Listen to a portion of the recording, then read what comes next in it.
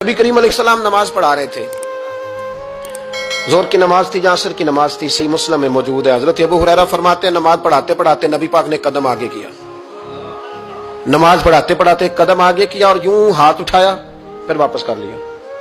अब नमाज पढ़ के ना तो सलाम फेरा तो सहाबा अर्ज करने लगे, या रसूल अल्लाह सल्लल्लाहु अलैहि वसल्लम, वो नमाज में पैर भी आगे किया तो हाथ भी उठाया, तो वजह क्या थी? अब पहला सवाल तो यह है कि आप लोग नमाज पढ़ रहे थे या हुजूर को देख रहे थे? तो सहाबा तो पहले ही बताते हैं कि भाई हम तो पहली साफ में नमाज इसलिए पढ़ते थे कि नमाज भी होती रहती थी और चुपके चुपके महबूब की दीद भी होती रहती थी। हुजूर से पूछा, या रसूल अल्लाह, वो नमाज पढ़ते पढ़ते कदम आगे बढ़ाया आपने तो फिर पीछे कर लिया, क्या था? और हाथ उठाया तो फिर आपने नीचे कर लिया। तो नबी करीम फरमाने लगे, नमाज पढ़ाते पढ़ाते जब मैंने कहा ना समी अल्लाहु लिमन हमीदा, अचानक मेरी नजर उठी तो जन्नत में चली गई। नजर उठी तो जन्नत में, तेरे लिए 2-4 कदम अर्श बरी है।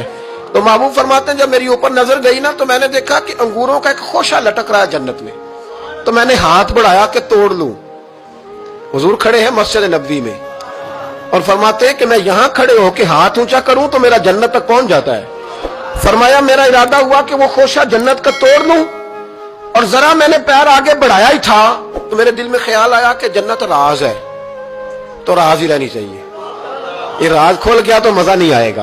तो मैंने फिर वो हाथ वापस कर लिया। सहाबा कहते हैं जब नबी करीम ने ये बयान किया तो हमारे चेहरे न तजस्सुस से खेल उठे, तजस्सुस से। हम कोई बात और भी सुनना चाहते थे। तो महबूब फरमाने लगे, अगर मैं वो खोशा तोड़ के ले आता और तुम्हें दे देता, तुम कयामत तक भी खाते रहते तो तुमसे खत्म नहीं होना था।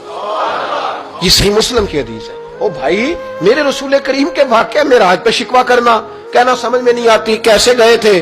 तो तू जो चाहे तो हर शब हो मिसाले शब असरा, इसलिए कि तेरे लिए 2-4 कदम